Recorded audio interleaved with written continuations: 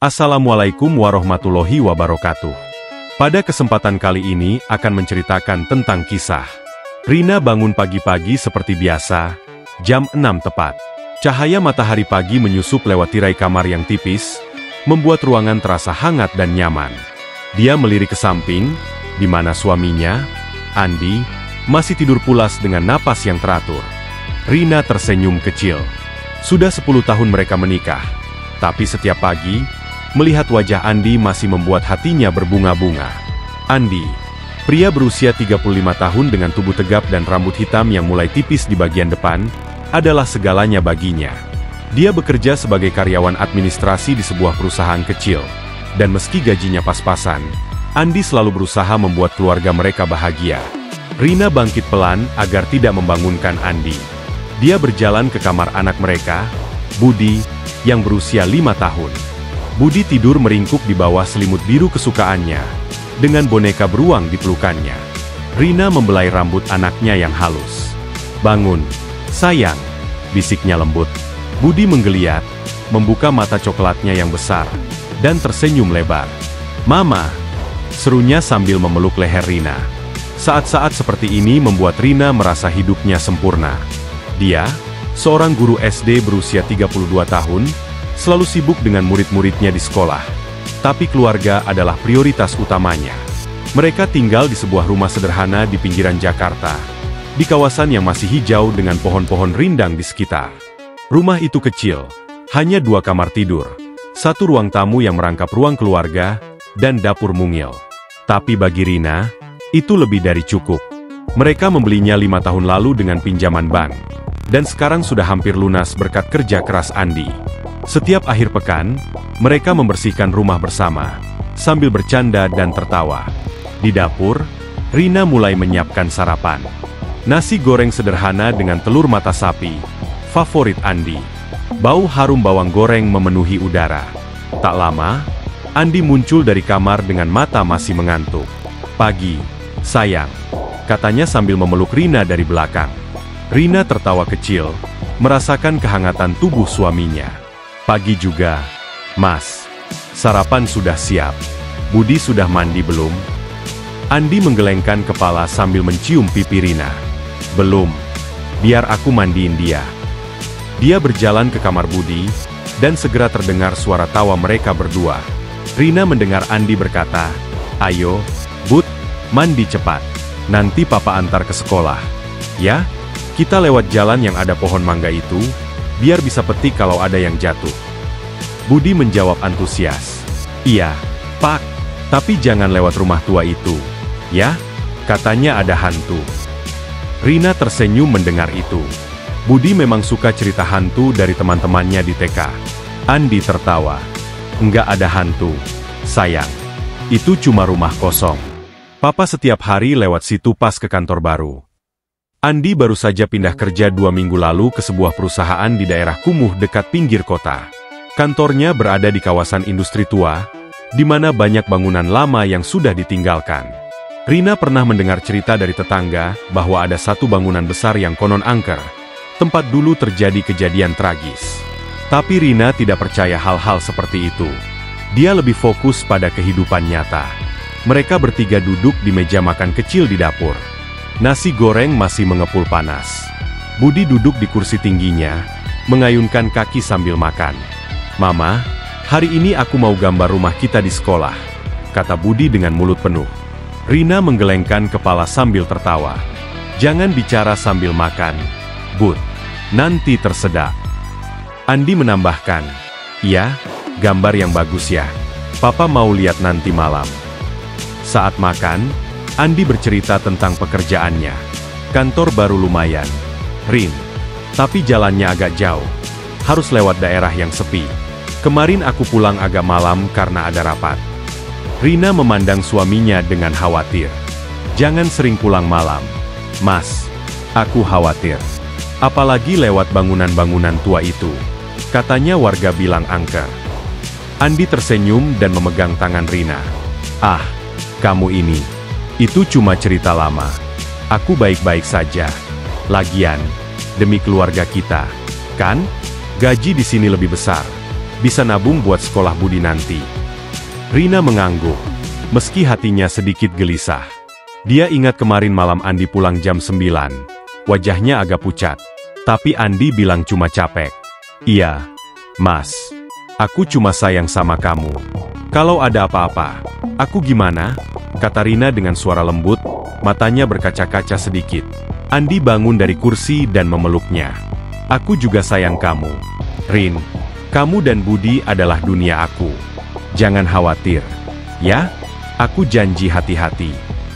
Budi melihat pelukan itu dan ikut memeluk kaki mereka. Aku juga sayang papa mama. Serunya. Mereka bertiga tertawa, suasana penuh kehangatan. Setelah sarapan, Andi mengantar Budi ke TK yang dekat rumah. Rina berdiri di depan pintu, melambai tangan. Hati-hati di jalan.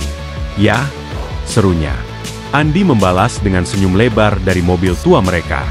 Siang hari, Rina pergi ke sekolah. Dia mengajar kelas 3 SD, murid-muridnya lincah dan penuh energi. Saat istirahat, Rina duduk di ruang guru, memikirkan keluarganya. Dia merasa beruntung. Banyak temannya yang cerita tentang masalah rumah tangga, tapi miliknya lancar. Andi selalu setia, tidak pernah marah tanpa sebab, dan sangat perhatian. Malam kemarin saja, Andi membelikan es krim untuk Budi meski capek pulang kerja. Pulang sekolah, Rina mampir ke pasar kecil dekat rumah. Dia beli sayur dan daging untuk makan malam. Di pasar, dia bertemu tetangga, Bu Siti. Mbak Rina, gimana Mas Andi di kantor baru? Tanya Bu Siti. Rina tersenyum. Baik, Bu. Cuma pulangnya agak malam. Bu Siti menggelengkan kepala. Hati-hati ya, Mbak. Kantornya dekat gudang tua itu. Kan? Katanya banyak cerita aneh. Ada yang bilang ada jin perusak rumah tangga nongkrong di situ. Rina tertawa.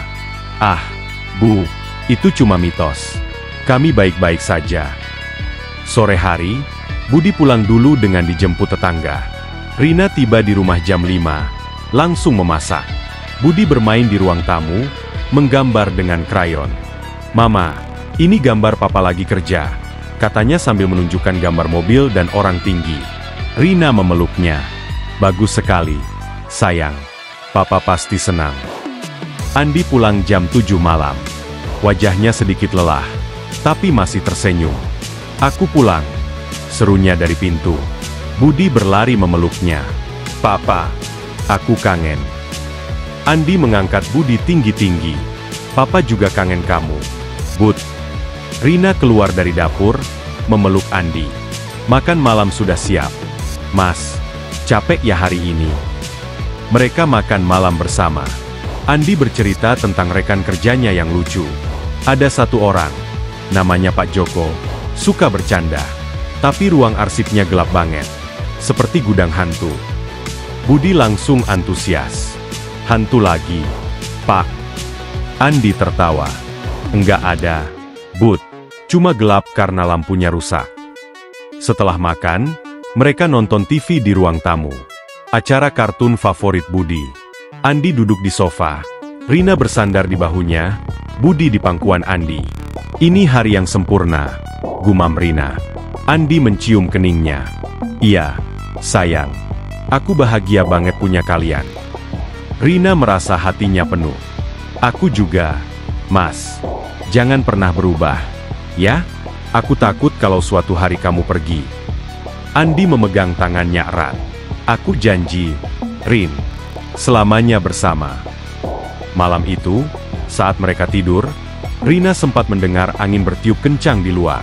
Ada suara samar seperti langkah kaki di atap. Tapi dia anggap itu cuma ilusi. Andi mendengkur pelan di sampingnya. Rina memeluknya lebih erat, merasa aman. Besok pasti sama bahagianya. Beberapa hari setelah pagi yang bahagia itu, Rina mulai merasakan ada yang berbeda. Andi masih berangkat kerja seperti biasa. Tapi sekarang dia sering pulang lebih malam dari biasanya. Biasanya jam 7 malam dia sudah di rumah. Tapi sekarang sering jam 8 atau bahkan 9.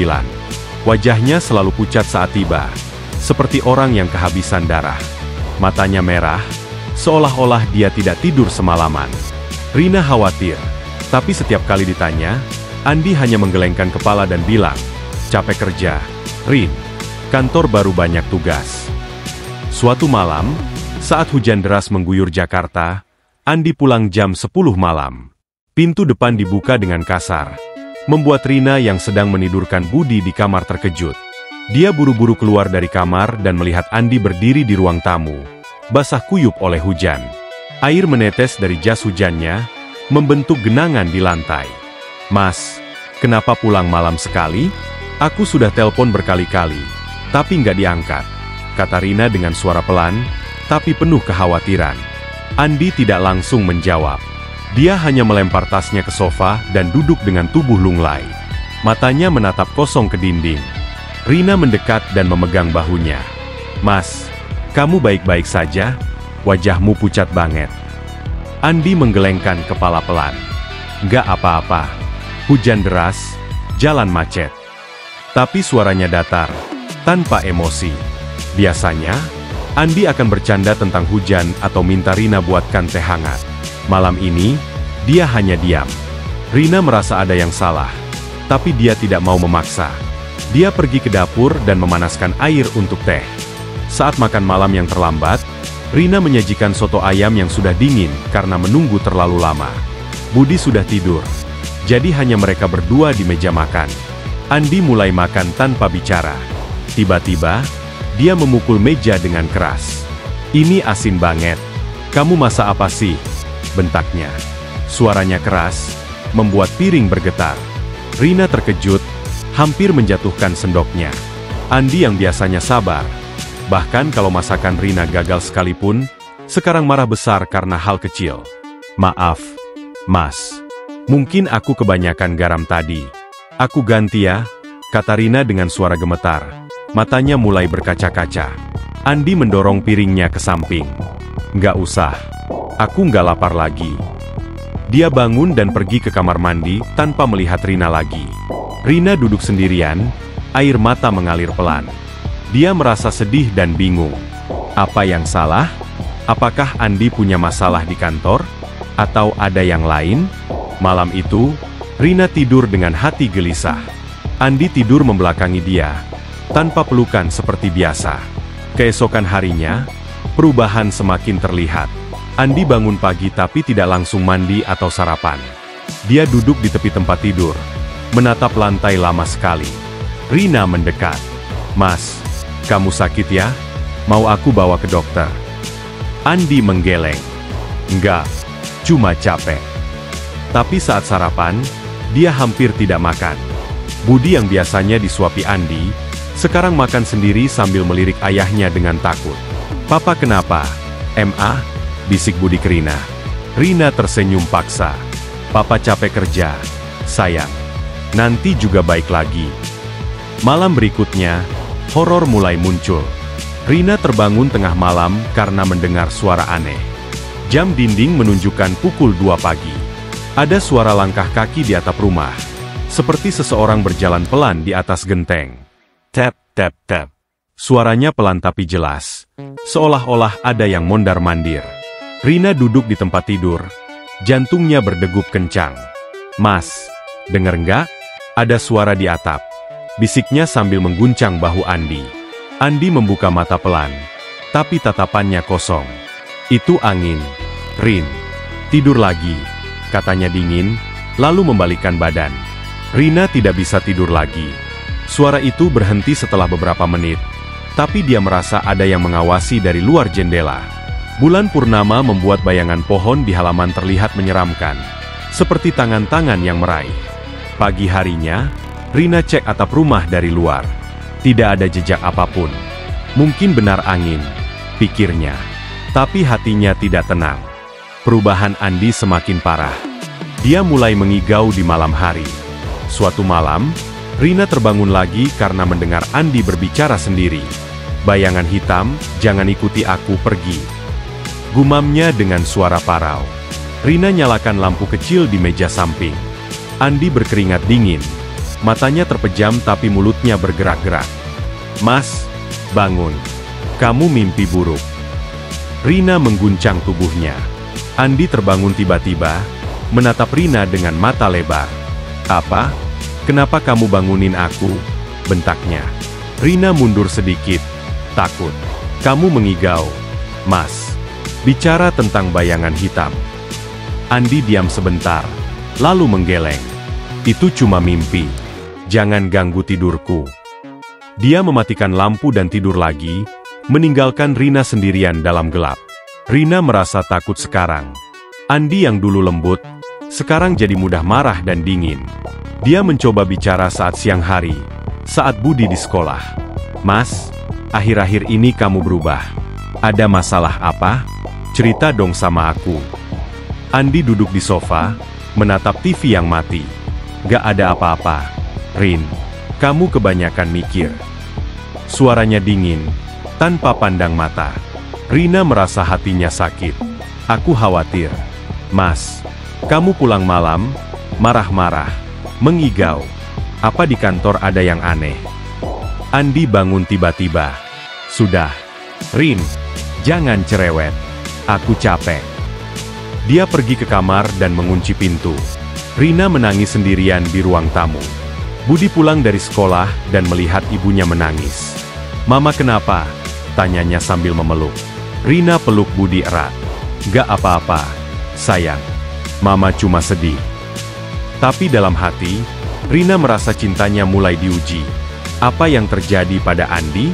Mengapa dia berubah begini? Malam itu, suara langkah di atap muncul lagi. Kali ini lebih jelas. Seperti ada yang berlari kecil. Rina bangun dan nyalakan semua lampu rumah.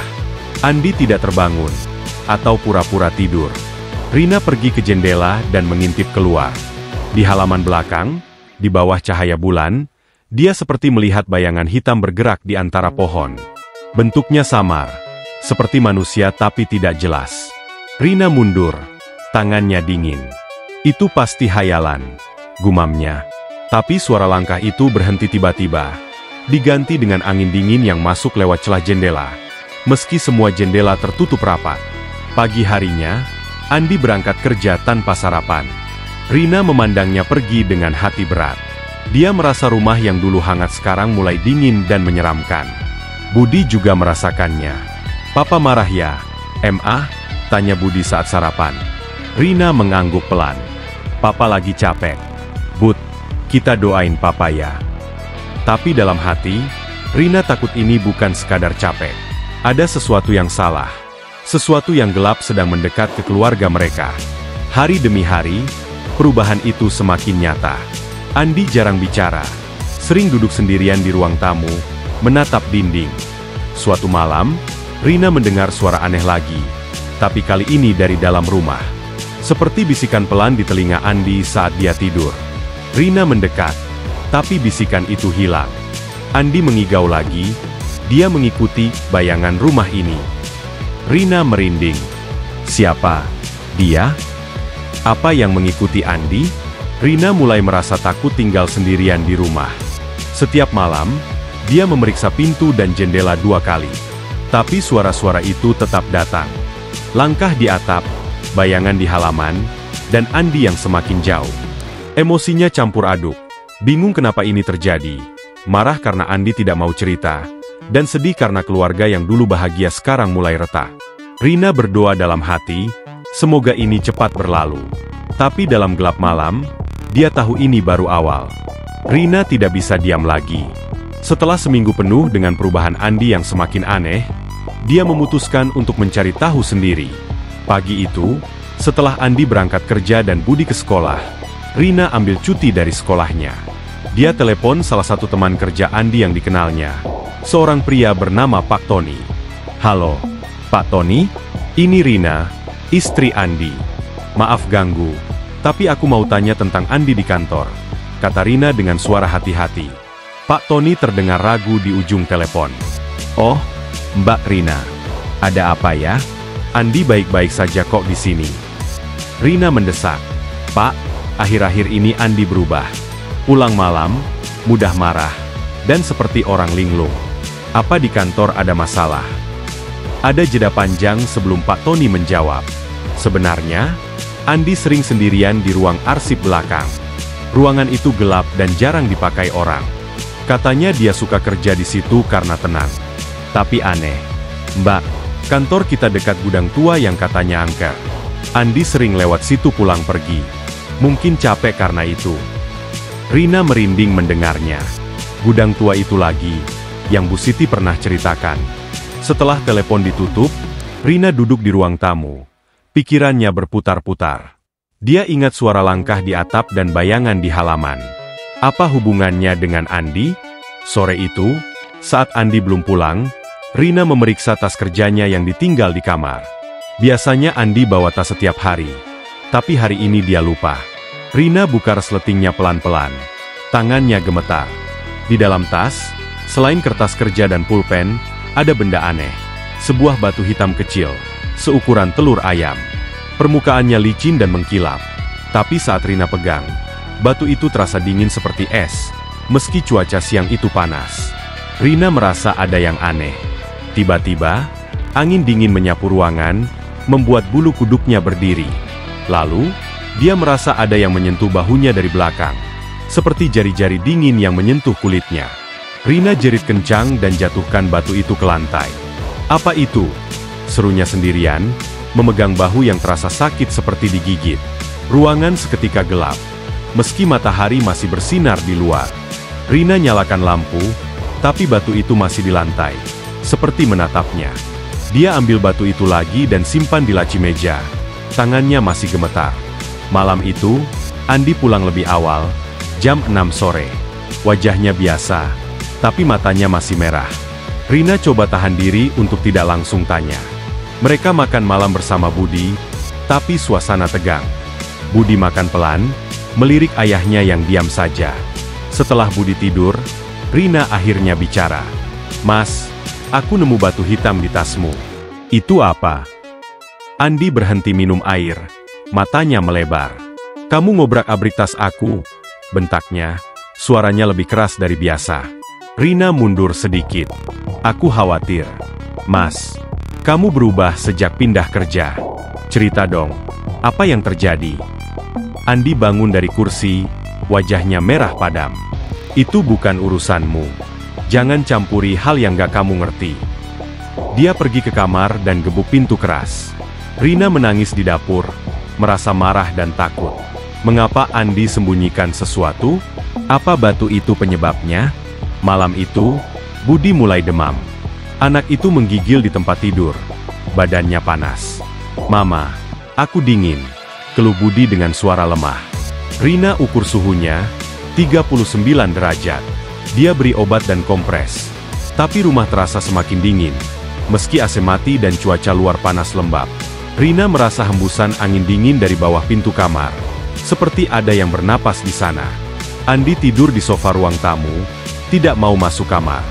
Rina duduk di samping Budi, memeluknya. "Sembuh ya, sayang.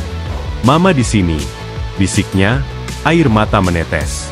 Tapi saat jam 2 pagi, Rina terbangun karena suara aneh lagi. Kali ini bukan langkah di atap, tapi bisikan pelan dari kamar mandi. Seperti suara perempuan yang berbisik, "Dia milikku, pergi." Rina bangun pelan, jantungnya berdegup. Dia dekati pintu kamar mandi yang tertutup, tapi bisikan itu semakin jelas. Rina buka pintu pelan, nyalakan lampu. Kamar mandi kosong, tapi cermin di atas wastafel berkabut, meski tidak ada uap air. Di kabut itu, seperti ada bayangan samar. Sosok hitam yang berdiri di belakang pantulan Rina. Rina berbalik cepat, tapi tidak ada siapa-siapa. Saat dia lihat cermin lagi, bayangan itu hilang seketika lampu menyala penuh. Rina jerit kecil, mundur ke belakang. "Ini nggak nyata," gumamnya, tapi hatinya tahu ini supranatural. Ada sesuatu yang tidak kasat mata di rumah ini. Pagi harinya, Budi masih demam, tapi lebih baik sedikit. Andi bangun dengan wajah kusut. Rina coba bicara lagi. "Mas, Budi sakit. Rumah ini dingin banget. Dan semalam aku dengar bisikan di kamar mandi." Andi menatapnya dengan mata kosong. Seperti bukan Andi yang biasa. "Kau bukan istriku yang sebenarnya," katanya tiba-tiba, suaranya datar dan asing. Rina terkejut, seperti ditampar. "Apa maksudmu?" "Mas, ini aku, Rina." Andi menggeleng pelan. Dia bilang kau palsu. Kau harus pergi. Lalu Andi bangun dan pergi ke dapur tanpa bicara lagi. Rina merasa dunia runtuh. Siapa? Dia. Yang dimaksud Andi? Apa hubungannya dengan batu hitam dan bayangan di cermin? Siang itu, Rina telepon ibunya di kampung. Bu, Andi aneh banget. Kayak ada yang merasuki dia. Ibunya menjawab pelan. Mungkin gangguan gaib. Nak, coba bawa ke orang pintar. Rina ragu, tapi takut semakin besar. Malam itu, saat Andi tidur, Rina ambil batu hitam dari laci. Saat pegang lagi, batu itu bergetar pelan di tangannya, seperti hidup. Rina jatuhkan lagi, dan tiba-tiba lampu rumah mati seketika. Dalam gelap, Rina dengar suara tawa perempuan pelan dari ruang tamu. Kembalikan milikku. Bisik suara itu. Rina nyalakan senter ponsel. Tapi bayangan hitam muncul di dinding, bergerak seperti asap. Andi terbangun dan berteriak, "Pergi! Jangan ambil aku!" Rina lari ke kamar Budi, memeluk anaknya yang menangis. Lampu nyala lagi sendiri, tapi suasana rumah sudah berubah. Rina marah pada Andi, tapi lebih takut pada sesuatu yang tak terlihat ini. Hari itu, Rina sadar rahasia Andi bukan masalah biasa. Ada elemen supranatural yang merusak rumah tangganya. Batu hitam itu mungkin kuncinya, tapi menyentuhnya seperti mengundang setan. Rina menangis sendirian, merasa dikhianati dan tak berdaya. "Kenapa harus kami?" gumamnya. Budi demam lagi malam itu, dan bisikan-bisikan semakin sering. Rina tahu, ini baru permulaan. Malam demi malam, rumah kecil di pinggiran Jakarta itu berubah jadi tempat asing. Lampu-lampu yang dulu hangat kini terasa dingin, meski bohlamnya masih baru. Rina tidak lagi tidur nyenyak. Setiap kali matanya terpejam, suara-suara datang. Langkah di atap, bisikan di telinga, dan tawa perempuan yang terdengar seperti dari dalam dinding. Andi semakin jauh. Dia tidur di sofa ruang tamu, tidak mau masuk kamar lagi. "Aku butuh ruang sendiri," katanya dingin saat Rina tanya. Rina hanya mengangguk, takut memicu amarahnya. Malam Rabu, jam 1 dini hari. Rina terbangun karena suara bisikan di telinga Andi. Dia bangun pelan, nyalakan lampu kecil. Andi tidur di sofa, mulutnya bergerak-gerak. "Jangan sentuh dia, dia milikku," gumamnya dengan suara yang bukan suara Andi, lebih tinggi, seperti perempuan. Rina mendekat, tangannya gemetar. Saat jari-jarinya menyentuh lengan Andi, tubuh suaminya panas sekali, seperti demam tinggi, tapi keringatnya dingin. "Mas, bangun," bisik Rina.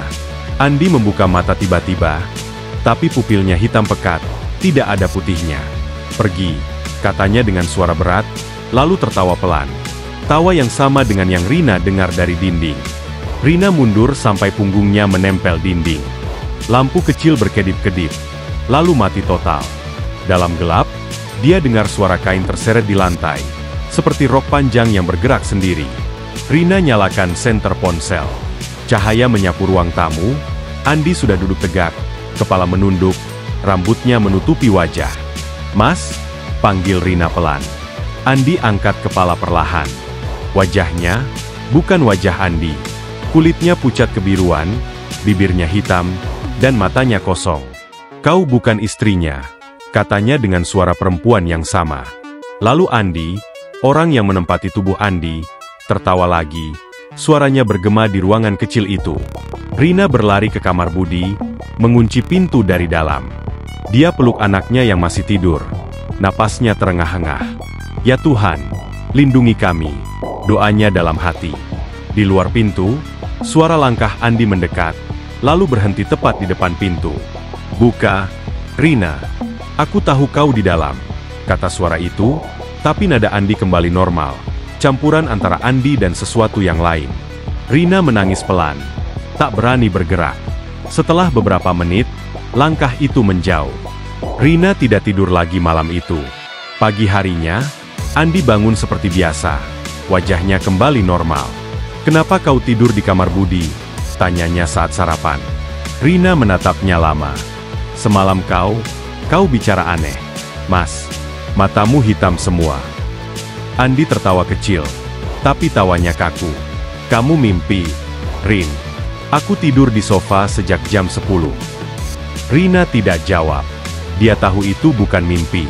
Ada bekas cakaran merah di leher Andi, seperti kuku panjang yang menggores. Malam berikutnya, Rina coba dekati Andi lagi. Dia bawa Al-Quran kecil dari laci, berniat baca ayat-ayat suci di dekat suaminya.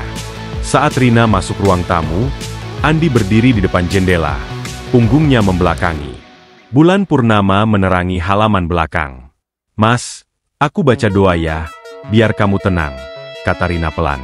Andi tidak menjawab. Rina buka mushaf, baca surah Al-Falaq pelan. Tiba-tiba Andi berbalik cepat, wajahnya marah. "Jangan!" bentaknya, merebut mushaf dari tangan Rina dan melemparnya ke lantai. Dia tidak suka. Rina terkejut, mundur sampai sofa. "Siapa dia?" "Mas, cerita sama aku." Andi mendekat, matanya kembali hitam. "Dia yang selalu bersamaku sejak gudang tua itu. Dia bilang kau penghalang." Lalu Andi, orang itu, mendorong Rina sampai jatuh. Rina memegang lengannya yang sakit, air mata mengalir. Andi berbalik, keluar rumah, dan menghilang ke malam. Rina menangis sendirian, memeluk mushaf yang tergeletak di lantai. Budi mulai sering menangis di malam hari. "Mama, ada tante hitam di bawah tempat tidur," katanya suatu malam, matanya lebar ketakutan. Rina cek di bawah tempat tidur. Kosong. Tapi saat dia angkat kepala, cermin di dinding kamar Budi berkabut sendiri. Di kabut itu, muncul wajah perempuan pucat dengan rambut panjang menutupi mata, tersenyum lebar. Rina jerit, tarik Budi ke pelukannya. Cermin kembali normal seketika. "Itu tante siapa?" "Ma," tanya Budi gemetar. Rina peluk anaknya erat. "Jangan lihat, sayang. Tutup mata." Rina putus asa. Dia telepon dukun kampung yang pernah disebut ibunya, Pak Maman. "Pak, suami saya aneh. Kayak ada yang lain di dalam tubuhnya," cerita Rina dengan suara bergetar. Pak Maman datang sore itu, bawa tas kain berisi air suci dan bawang putih. Dia lihat Andi yang duduk diam di sofa. "Ini berat, Mbak. Ada jin perempuan yang nempel." Dia marah karena dikhianati dulu. Sekarang balas dendam ke keluarga bahagia. Pak Maman semprot air suci ke Andi tiba-tiba bangun. Wajahnya berubah mengerikan. "Pergi. Ini rumahku sekarang," teriaknya dengan suara perempuan. Dia ambil gelas di meja dan lempar ke arah Pak Maman. Gelas pecah di dinding. Pak Maman mundur. "Saya tidak cukup kuat, Mbak. Cari kiai yang lebih alim." Dia pergi buru-buru, meninggalkan Rina sendirian lagi. Malam itu, horor mencapai puncak sementara. Rina kunci diri dan Budi di kamar. Tiba-tiba rumah bergetar pelan, seperti gempa kecil. Foto keluarga di dinding jatuh sendiri, kaca pecah berantakan. Rina dengar suara ketukan di pintu kamar. 3 kali, pelan tapi tegas. "Buka, Rina. Aku kangen," kata suara Andi, tapi diikuti tawa perempuan. Rina peluk Budi, baca ayat kursi berulang-ulang. Ketukan berhenti, tapi diganti suara cakaran di pintu, seperti kuku panjang yang menggores kayu. Rina menangis terseduh. "Kenapa harus kami? Mas, kami kan bahagia," bisiknya. Di luar, suara Andi, orang itu, tertawa lagi, lalu rumah kembali sunyi. Tapi Rina tahu, ini belum selesai. Jin itu semakin kuat, dan Andi semakin hilang. Rumah yang dulu penuh tawa kini, hanya penuh ketakutan dan kesedihan. Hari-hari berlalu seperti kabut hitam yang menyelimuti rumah. Rina tidak lagi mengenali suaminya. Andi masih berangkat kerja setiap pagi, tapi pulangnya semakin larut, kadang jam 11 malam, kadang tidak pulang sama sekali. Jika pulang, dia langsung masuk kamar tamu dan mengunci pintu. Bau aneh, campuran tanah basah dan bunga layu, selalu menempel di bajunya. Rina mencuci pakaian itu dengan tangan gemetar, takut menemukan sesuatu yang lebih mengerikan dari noda darah kecil yang kadang muncul di kerah. Budi, anak mereka yang dulu ceria, kini jadi pendiam. Dia tidak mau bermain di halaman lagi. Setiap sore, dia duduk di sudut ruang tamu, memeluk boneka beruangnya erat-erat. "Tante hitam bilang aku harus diam," "Ma," katanya suatu siang, suaranya kecil. Rina memeluknya, tapi pelukannya terasa dingin. "Tante itu bohong, sayang. Mama di sini." Tapi Budi menggeleng pelan. Dia di belakang Mama tadi. Rambutnya panjang sampai lantai. Rina berbalik cepat. Tidak ada siapa-siapa. Tapi cermin di dinding menangkap sesuatu. Bayangan perempuan berdiri tepat di belakangnya. Rambut hitam menjuntai seperti tali. Wajahnya tidak terlihat. Rina jerit, tarik Budi ke dapur, dan tutup pintu rapat. Dia tidak berani keluar sampai matahari terbenam. Malam itu, Budi demam lagi, suhu 40 derajat. Rina bawa ke dokter anak, tapi dokter hanya bilang, "Mungkin virus. Beri obat penurun panas." Rina tahu itu bukan virus. Di sekolah, Rina sering telat. Murid-muridnya bertanya, "Bu Rina kenapa murung?" Rina tersenyum paksa. "Ibu capek, Nak." Tapi badannya memang kurus. Beratnya turun 5 kilo dalam 2 minggu. Matanya cekung, rambutnya kusam. Teman sesama guru, Bu Wulan, menariknya ke kantin saat istirahat. "Rin, kamu harus ke psikolog. Atau cerai saja kalau suamimu kasar." Rina menggeleng keras. "Bukan Andi, Wul. Ada yang lain di dalam dia." Bu Wulan mengernyit. "Kamu terlalu stres. Istirahat dulu." Rina pulang dengan hati berat. Di rumah, Andi sudah ada, duduk di meja makan, menatap piring kosong. "Mas, makan dulu," kata Rina pelan. Andi tidak menjawab. Rina lihat lengan kirinya. Ada goresan baru, 3 garis panjang, dalam, seperti cakar. Darah masih menetes pelan. "Mas, ini kenapa?" Rina ambil obat P3K. Andi menarik tangannya kasar. "Kucing liar," katanya datar. Tapi goresan itu terlalu rapi. Terlalu dalam untuk kucing. Rina ingat bentuknya. Mirip cakar manusia. Tapi lebih panjang. Malam itu, Rina coba tidur di kamar Budi lagi. Jam 12, dia terbangun karena suara pintu depan dibuka pelan. Langkah kaki masuk. Tapi bukan langkah Andi yang biasa berat. Ini ringan. Seperti perempuan bertelanjang kaki. Rina intip dari celah pintu kamar. Di ruang tamu, Andi berdiri di depan cermin besar. Tapi bukan mencukur atau merapikan baju. Dia berbicara, "With cermin. Kau janji dia akan pergi," katanya dengan suara perempuan. Cermin bergetar pelan, seperti ada yang menjawab dari dalam kaca. Rina dengar bisikan balik. "Sabar, malam ini dia tidur. Besok giliran anaknya." Rina tutup mulutnya agar tidak jerit. Dia lari ke tempat tidur Budi, peluk anaknya erat. Budi terbangun. "Mama, dingin." Rina sentuh dahi Budi. "Panas sekali." Tapi di luar kamar, suara tawa perempuan bergema pelan, seperti dari dalam dinding. Rina baca ayat kursi berulang-ulang sampai suaranya serak. Tawa itu berhenti, tapi diganti suara ketukan di jendela kamar. 3 kali, pelan tapi tegas. Rina lihat keluar. Tidak ada siapa-siapa, tapi jejak kaki basah di teras. Telapak kecil, seperti perempuan. Pagi harinya, Andi berangkat tanpa sarapan lagi. Rina temukan catatan kecil di meja. "Jangan cari aku malam ini." Tulisannya gores, bukan tulisan Andi yang rapi. Rina telepon kantor. Andi tidak masuk. Rina panik. Dia bawa Budi ke rumah ibunya di kampung sebelah, 2 jam perjalanan. "Bu, jaga Budi dulu. Aku harus cari Andi," katanya sambil menangis. Ibunya peluk cucunya. "Kamu juga istirahat, Nak. Wajahmu seperti mayat." Rina pulang sendirian. Rumah terasa lebih besar, lebih kosong. Dia cari petunjuk. Di kamar tamu tempat Andi tidur, dia temukan kotak sepatu di bawah tempat tidur. Di dalamnya, batu hitam yang dulu, sekarang retak, dan sehelai rambut panjang hitam yang masih basah. Bau bunga layu semakin kuat. Rina buang rambut itu keluar. Tapi saat malam tiba, rambut itu kembali di atas bantalnya, lengket dengan darah segar. Malam itu, Rina duduk di ruang tamu, Al-Quran di pangkuan. Jam 11, pintu depan terbuka sendiri. Andi masuk, tapi langkahnya aneh. Seperti boneka yang ditarik tali. Matanya hitam pekat. "Kau masih di sini?" Tanyanya dengan suara perempuan. Rina berdiri, tangannya gemetar memegang mushaf. "Kembalikan suamiku," teriaknya.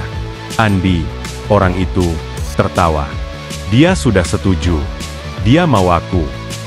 Tiba-tiba, Andi jatuh berlutut. Tubuhnya kejang-kejang. Mulutnya berbusa. "Rin, tolong. Dia di dalam." Suara Andi kembali sebentar. Lemah.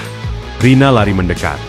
Tapi saat tangannya menyentuh Andi, tubuh suaminya panas seperti bara. Andi menjerit. Lalu suara perempuan keluar lagi. "Jangan sentuh milikku." Andi bangun tiba-tiba, dorong Rina sampai terjatuh. Kepalanya terbentur meja, darah mengalir dari pelipis. Rina pusing, penglihatannya kabur. Di depannya, Andi berdiri, tapi bayangannya di dinding bukan satu.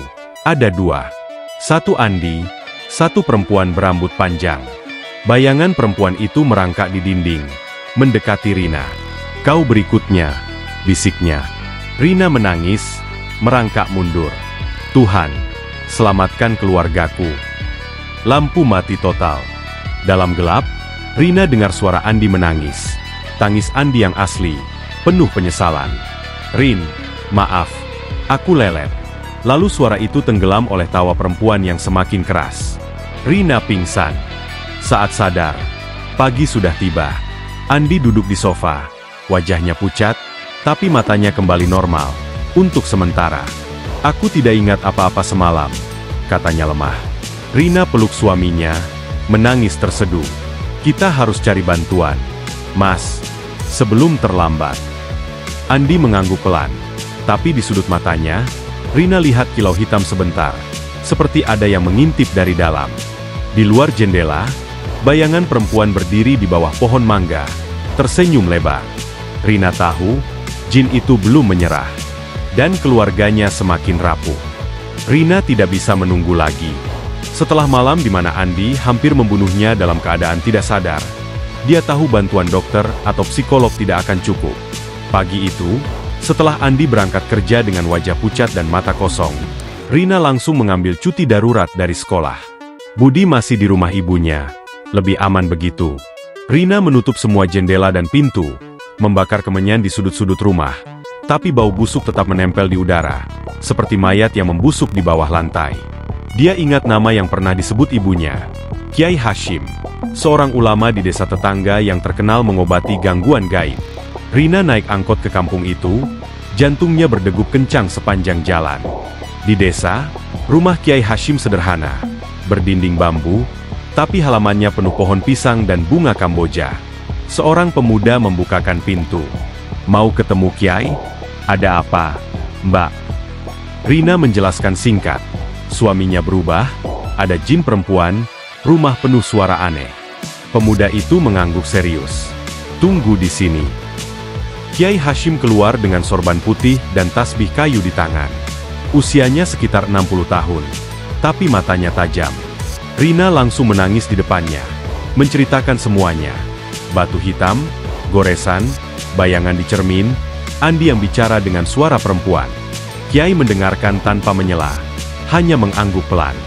Setelah Rina selesai, dia menghela napas panjang. "Ini jin Korina, Mbak. Jin perempuan yang dendam. Dia menempel pada suamimu sejak lewat tempat angker, gudang tua dekat kantornya. Ya?" Rina mengangguk. Dulu di gudang itu ada kasus. Seorang wanita dibunuh kekasihnya karena selingkuh. Rohnya jadi jin perusak rumah tangga. Dia iri pada keluarga bahagia, ingin hancurkan dari dalam. Rina gemetar. "Bisa diusir, Kiai?" Kiai Hashim mengangguk. "Bisa. Tapi butuh kesabaran. Aku beri air doa dan suruh bacakan ayat-ayat ini setiap malam. Al-Baqarah ayat 255, Al-Falah, An-Nas, dan Al-Ikhlas. Semprot air ini ke sudut rumah, terutama kamar suamimu. Tapi yang terpenting, suamimu harus mau dibawa ke sini untuk diruqyah." Rina menangis lagi. Dia nggak mau. "Kiai, kalau aku paksa, dia marah besar." Kiai memberi sebotol air kecil dan selembar kertas bertulisan Arab. "Coba dulu di rumah. Kalau jinnya kuat, aku datang sendiri." Rina pulang dengan hati penuh harapan tapi juga ketakutan. Di perjalanan, angkotnya melewati gudang tua itu, bangunan besar dengan tembok retak, jendela-jendelanya gelap. Rina lihat sesuatu di sudut mata. Sosok perempuan berdiri di pintu gudang, rambut panjang tertiup angin, tapi tidak ada angin. Rina tutup mata, baca doa dalam hati. Saat buka mata lagi, sosok itu hilang. Sore itu, Rina semprot air doa ke seluruh rumah. Bau busuk sedikit berkurang. Tapi saat sampai di kamar tamu, botolnya tiba-tiba panas di tangan. Air di dalamnya mendidih sendiri. Lalu botol pecah, airnya menguap jadi asap hitam. Rina jerit, mundur ke dapur. Di dinding kamar tamu, muncul tulisan merah, "Dia milikku." Rina lari keluar rumah, menangis di teras. Tetangga Bu Siti lewat, "Ada apa, Mbak?" Rina hanya geleng kepala, tak bisa bicara. Malam itu, Andi pulang jam 10. Wajahnya lebih buruk. Kulitnya keabu-abuan, matanya cekung. "Mas, aku ke Kiai Hashim hari ini. Dia bilang ada jin di dalam kamu. Kita harus ke sana besok," kata Rina dengan suara gemetar. Andi menatapnya lama, lalu tertawa, tawa perempuan yang sudah Rina kenal. "Kiai itu tidak akan bisa apa-apa. Aku sudah di dalam darahnya." Lalu Andi masuk kamar tamu dan kunci pintu. Rina duduk di ruang tamu, baca ayat-ayat yang diberi Kiai. Tiba-tiba lampu mati semua. Rumah gelap gulita. Rina nyalakan senter ponsel. Cahaya jatuh ke dinding. Bayangan perempuan raksasa, rambutnya menjalar seperti ular. Bayangan itu bergerak mendekat. Meski Rina tidak bergerak. "Pergi," bisik suara dari dinding. Rina baca Al-Falaq keras-keras. Bayangan itu menyusut, tapi tiba-tiba pintu kamar tamu terbuka dengan keras. Andi keluar, tapi tubuhnya aneh. Bungkuk, tangan terangkat seperti boneka. Matanya hitam pekat. "Kamu ganggu dia," katanya dengan suara perempuan. Lalu dia muntah. Bukan muntah biasa, tapi darah hitam pekat yang berbau busuk, mengalir ke lantai seperti minyak. Rina jerit, lari ke dapur, ambil garam dan tabur ke arah Andi. "Andi," orang itu menjerit keras. Suaranya campur antara Andi dan perempuan. "Aku bakar rumah ini kalau kamu terus," teriaknya, lalu jatuh ke lantai, kejang-kejang. Rina berlutut di sampingnya, menangis. "Mas, lawan dia. Aku tahu kamu masih di dalam." Andi membuka mata sebentar. Mata Andi yang asli, penuh air mata. "Rin, sakit, dia di kepalaku." Lalu matanya kembali hitam, dan dia bangun tiba-tiba, dorong Rina sampai terjatuh. "Besok malam ritual. Kalau gagal, kalian mati semua," katanya dengan suara perempuan, lalu masuk kamar lagi. Rina telepon Kiai Hashim jam 11 malam. "Kiai, jinnya marah. Suamiku muntah darah hitam." "Kiai tenang. Itu tandanya dia takut. Besok malam aku datang ke rumahmu. Siapkan ruang kosong, Al-Quran besar, dan air zam-zam kalau ada. Jangan biarkan suamimu keluar rumah." Rina menangis lega. "Terima kasih, Kiai." Tapi malam itu belum selesai. Jam 2 pagi, Rina terbangun karena suara ketukan di jendela kamar. Dia intip, tidak ada siapa-siapa, tapi kaca jendela berembun. Dan di embun itu muncul tulisan, "Aku datang malam ini." Rina lari ke kamar tamu, buka pintu paksa. Andi tidak ada. Jendela kamar terbuka lebar. Angin malam masuk kencang. Di luar, Rina lihat Andi berjalan pelan ke arah gudang tua. Seperti ditarik tali tak kasat mata. Rina mengejar. Tapi saat sampai di gerbang, tubuhnya seperti ditahan dinding tak terlihat.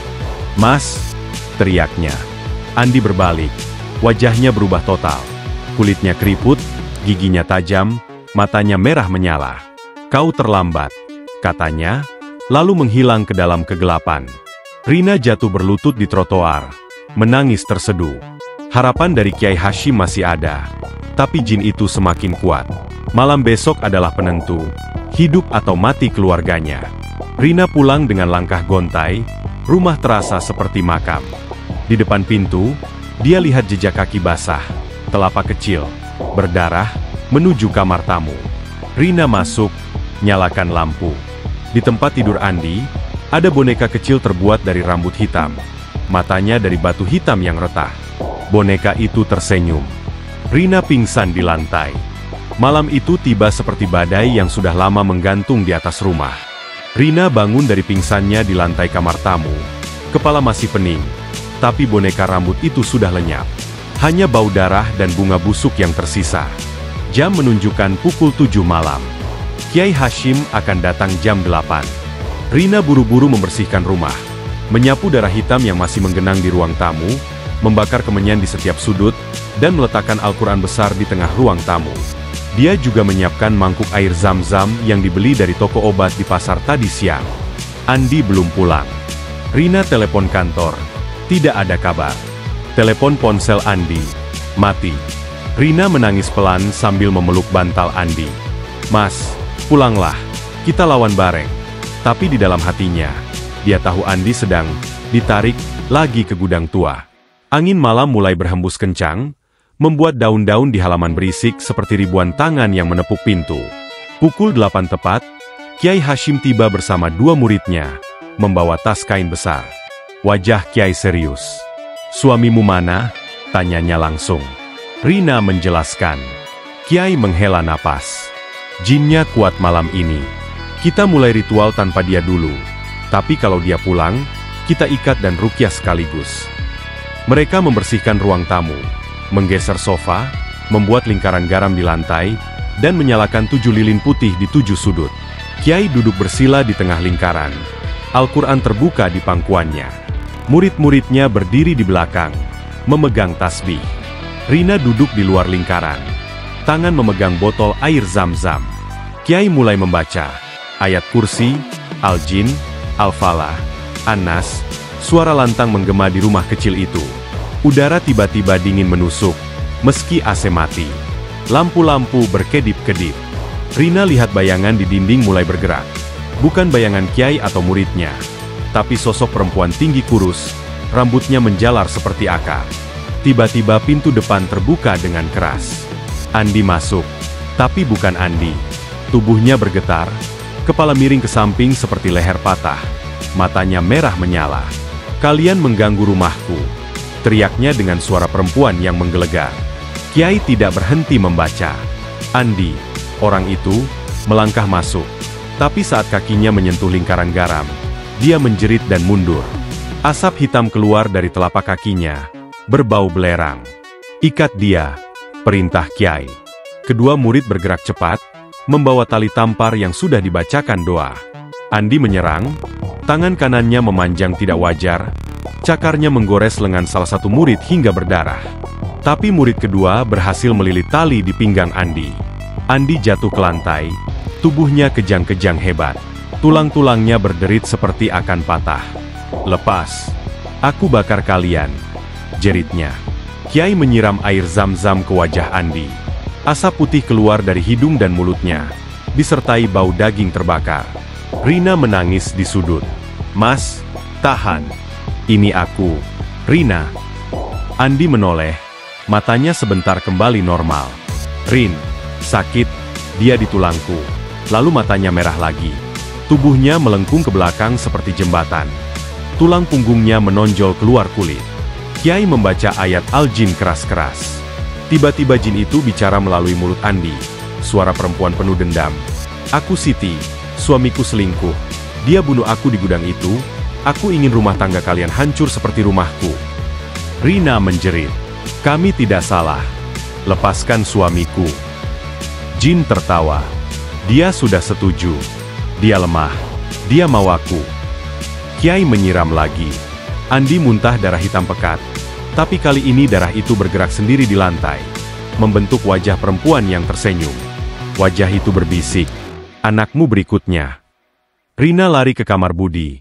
Kosong, tapi pintu lemari terbuka. Di dalam lemari, boneka rambut yang tadi lenyap kini duduk tegak. Matanya dari batu hitam menyala merah.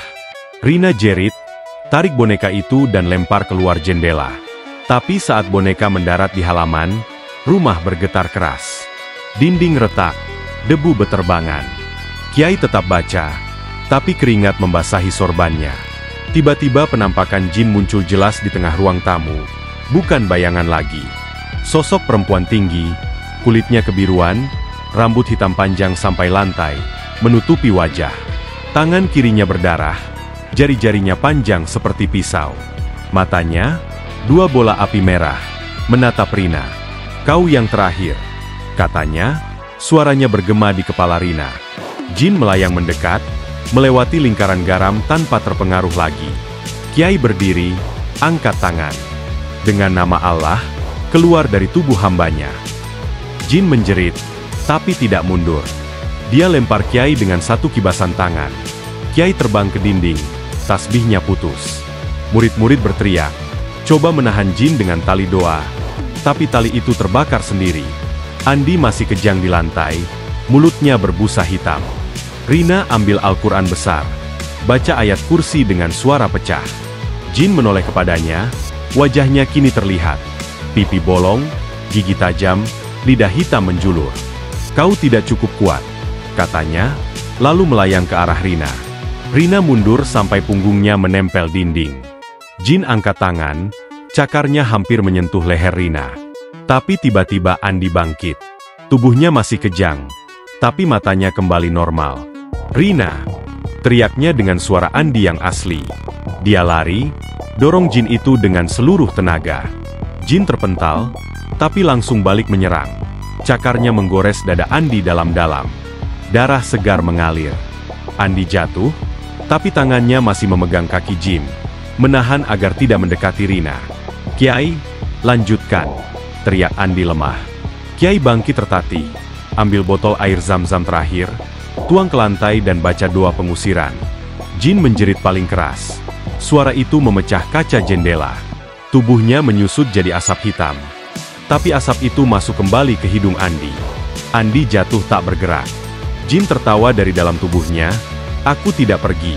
Aku menang." Kiai ambruk, napas tersengal. Ritual gagal separuh. Jinnya terlalu kuat.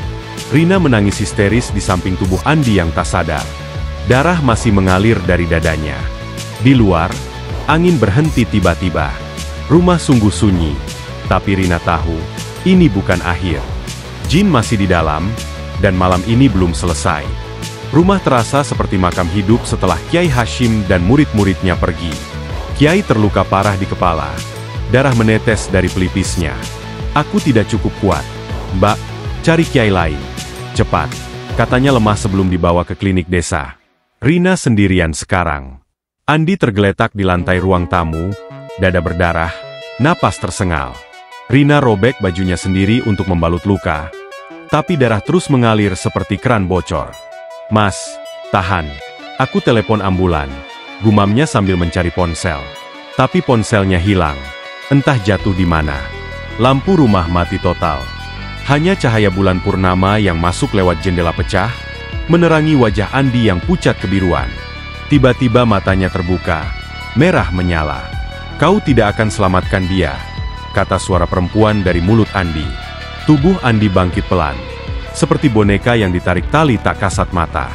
Rina mundur, punggungnya menempel dinding. "Lepaskan dia. Ini bukan urusanmu," teriak Rina.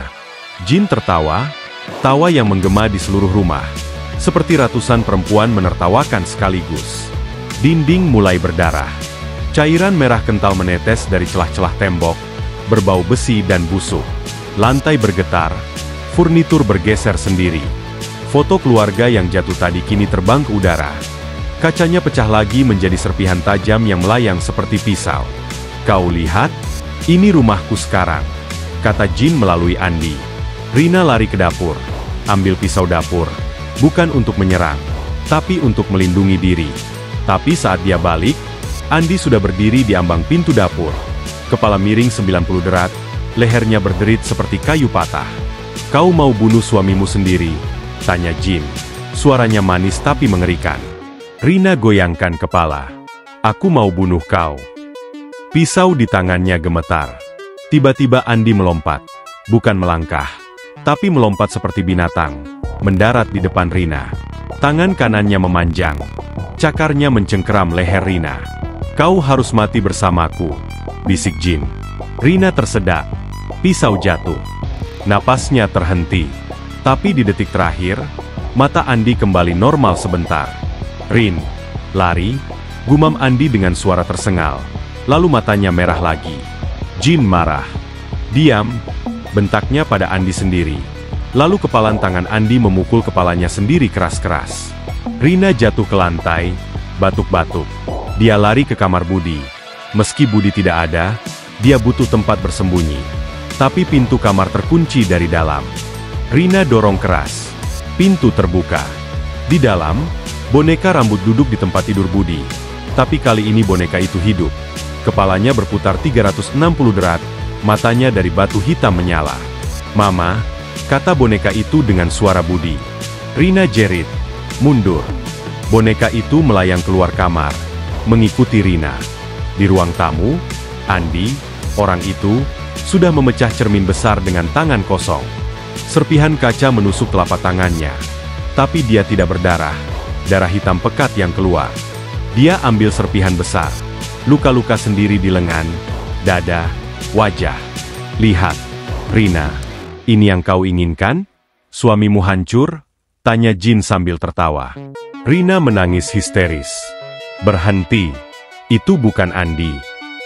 Dia lari ke Andi, peluk tubuh suaminya yang berdarah-darah. "Mas, aku tahu kamu masih di sana. Lawan dia." Andi berhenti bergerak. Tubuhnya gemetar hebat. "Rin, aku, coba." Suara Andi keluar lagi, lemah. Tapi Jin marah besar. Tubuh Andi mendorong Rina keras sampai terbentur meja. Kepala Rina berdarah. Langit-langit rumah mulai menangis. Suara tangis bayi kecil dari atas. Semakin keras. Rina lihat ke atas. Retakan di plafon mengeluarkan cairan hitam, dan dari retakan itu muncul tangan-tangan kecil pucat, seperti bayi yang mati. Tangan-tangan itu meraih ke bawah, mencoba menarik Rina. "Anakmu seharusnya mati bersamaku," bisik Jin. Rina lari ke sudut, ambil Al-Quran yang jatuh, baca apa saja yang dia ingat. Tiba-tiba rumah bergetar seperti gempa bumi. Jendela-jendela pecah semua, kaca beterbangan. Pintu depan terbuka lebar. Angin malam masuk kencang membawa bau tanah kuburan. Di luar, bayangan ratusan perempuan berdiri di halaman. Semua mirip Jin itu, tapi wajah kosong. Mereka berjalan pelan masuk rumah, langkah mereka serentak. "Kami semua korban. Kau akan jadi salah satu dari kami," kata mereka serentak. Rina panik. Dia lari ke Andi lagi, tarik tangannya. "Mas, bangun. Kita harus keluar." Tapi Andi tidak bergerak. Matanya terbuka lebar, tapi kosong. Jin bicara lagi, dia sudah menyerah. "Sekarang giliranmu." Jin angkat tangan Andi. Orang itu, cakarnya menusuk dada sendiri dalam-dalam. Darah hitam menyembur ke wajah Rina. Andi tersenyum. Senyum mengerikan yang bukan miliknya. Rina jatuh berlutut di tengah genangan darah. "Tidak, tidak," gumamnya. Bayangan perempuan-perempuan itu semakin dekat. Tangan mereka dingin menyentuh kulit Rina. Rumah semakin gelap, seperti tertutup kabut hitam. Rina merasa napasnya berat. Penglihatannya kabur. "Budi, maafkan Mama," bisiknya sebelum pingsan. Saat sadar lagi, rumah sunyi. Cahaya fajar masuk lewat jendela pecah. Andi tidak ada di sampingnya. Rina bangkit tertatih. Ruang tamu berantakan, dinding berdarah kering, lantai penuh kaca dan darah hitam. Tapi Andi hilang. Rina lari keluar rumah, teriak memanggil nama suaminya. Di halaman belakang, dia lihat jejak kaki berdarah menuju gudang tua. Jejak Andi, tapi di sampingnya jejak kecil perempuan. Rina tahu, Jin menang malam ini. Andi sudah tidak di rumah. Dia jatuh berlutut di tanah, menangis terseduh-seduh. Langit pagi cerah, tapi hatinya gelap gulita. Di kejauhan, dia dengar tawa perempuan pelan, tawa kemenangan. Pagi itu, Jakarta terbangun dengan suara adzan subuh yang biasa. Tapi di rumah kecil pinggiran, hanya jeritan Rina yang memecah sunyi. Dia berlari telanjang kaki di jalan tanah menuju gudang tua, 2 kilometer dari rumahnya. Kaki terluka karena pecahan kaca, tapi dia tidak peduli. "Mas, Andi!" teriaknya berulang-ulang sampai suaranya serak. Tetangga yang membuka pintu hanya menatap iba. Tidak ada yang berani mendekat. Mereka sudah mendengar teriakan malam tadi. Rumah bergetar, lampu padam di seluruh gang. Sampai di gudang tua, pintu besi berkarat terbuka lebar. Bau darah dan tanah basah menyengat hidung. Rina masuk, tangannya gemetar memegang senter ponsel. Di tengah ruangan gelap, dia lihat tubuh Andi tergantung di tali tambang yang melilit lehernya. Tali itu terikat ke balok kayu atas. Tubuh Andi menggantung 5 senti dari lantai. Wajahnya biru keunguan, mata terbuka lebar. Tapi bukan tatapan kosong, melainkan tatapan penuh penyesalan. Di dada kirinya, luka cakar dalam masih mengucurkan darah hitam pekat yang menggenang di bawahnya membentuk lingkaran. Di dinding gudang, tertulis dengan darah, "Aku menang. Rumah tangga kalian hancur." Rina menjerit hingga tenggorokannya robek. Dia lari ke tubuh Andi, coba angkat kakinya agar tali longgar. Tapi tubuh itu sudah dingin kaku. "Mas, bangun. Ini aku, Rina," isaknya. Tangan Andi masih menggenggam sesuatu. Foto keluarga mereka yang dulu jatuh di rumah. Foto yang tersenyum bahagia. Rina jatuh berlutut di genangan darah, memeluk kaki Andi yang dingin. Polisi datang sejam kemudian. Mereka bilang bunuh diri. Luka cakar itu mungkin dari paksaan sendiri. Orang stres bisa aneh, kata seorang polisi sambil menggeleng. Rina hanya diam. Dia tahu itu bukan Andi. Jin itu yang menggantungnya, yang memaksa tangan Andi menggores dadanya sendiri, yang membuat Andi berjalan ke sini seperti boneka. Tapi Rina tidak cerita. Siapa yang percaya? Pemakaman digelar sore itu juga. Hanya keluarga dekat dan beberapa tetangga. Budi, yang baru dijemput dari rumah neneknya, berdiri di samping peti mati dengan mata bengkak. "Papa tidur ya, Ma?" tanyanya polos. Rina peluk anaknya erat. Tidak bisa jawab. Hujan turun deras saat peti diturunkan ke liang lahat. Rina lempar segenggam tanah. Tapi tangannya gemetar hebat. "Selamat jalan, Mas. Maaf aku gagal selamatkan kamu," bisiknya. Malam pertama tanpa Andi, Rina dan Budi pindah ke rumah ibunya di kampung. Rumah kecil itu dibiarkan kosong. Tidak ada yang mau beli. Rina tidur di kamar sempit bersama Budi. Tapi trauma tidak pergi. Setiap malam, Budi menangis dalam tidur. Tante hitam datang lagi. "Ma, dia bilang papa menunggu aku." Rina peluk anaknya. Tapi dia sendiri tidak bisa tidur. Setiap kali mata terpejam, dia lihat wajah Andi yang biru, tali di lehernya, dan tawa perempuan yang bergema di telinga. 2 minggu kemudian, Rina coba kembali bekerja. Tapi di sekolah, murid-murid bertanya, "Bu Rina, bapaknya mana?" Rina tersenyum paksa, "Papa Budi lagi pergi jauh." Tapi saat istirahat, dia menangis di toilet guru. Badannya semakin kurus, matanya cekung. Ibunya memaksa makan, tapi Rina hanya mengunyah sedikit. "Aku merasa bersalah. Bu, kalau aku lebih cepat cari bantuan, mungkin Andi masih ada." Ibunya peluk, "Ini bukan salahmu, Nak. Itu takdir." Tapi Rina tahu itu bukan takdir. Malam-malam, dia sering terbangun karena suara bisikan di telinga. Kau berikutnya. Awalnya dia kira halusinasi. Tapi suatu malam, saat dia buka lemari baju, dia temukan batu hitam yang dulu retak, tapi masih dingin seperti es. Di cermin kamar mandu rumah ibunya, bayangan perempuan itu muncul lagi. Rambut panjang, mata merah, tersenyum lebar. Rina jerit, lempar batu itu ke cermin. Kaca pecah, tapi bayangan itu tidak hilang, malah tertawa. Rina bawa Budi ke kiai lain, ke dukun, ke psikolog. Semua bilang hal yang sama. Ini trauma berat. Istirahat, minum obat. Tapi Rina tahu obat tidak akan mengusir jin. Suatu malam, Budi demam tinggi lagi. Di tengah demam, anak itu bicara dengan suara perempuan. "Mama bohong. Papa menunggu kita di gudang." Rina menampar pipi Budi pelan agar sadar. Tapi anak itu menangis. "Tante bilang mama jahat karena biarkan papa mati sendirian." Rina menangis hingga pagi.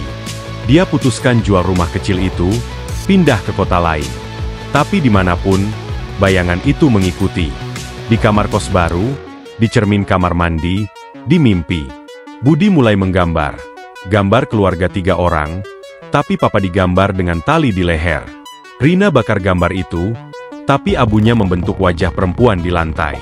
1 tahun kemudian, Rina hidup seperti mayat berjalan. Dia besarkan Budi sendirian. Tapi anak itu pendiam, tak lagi ceria.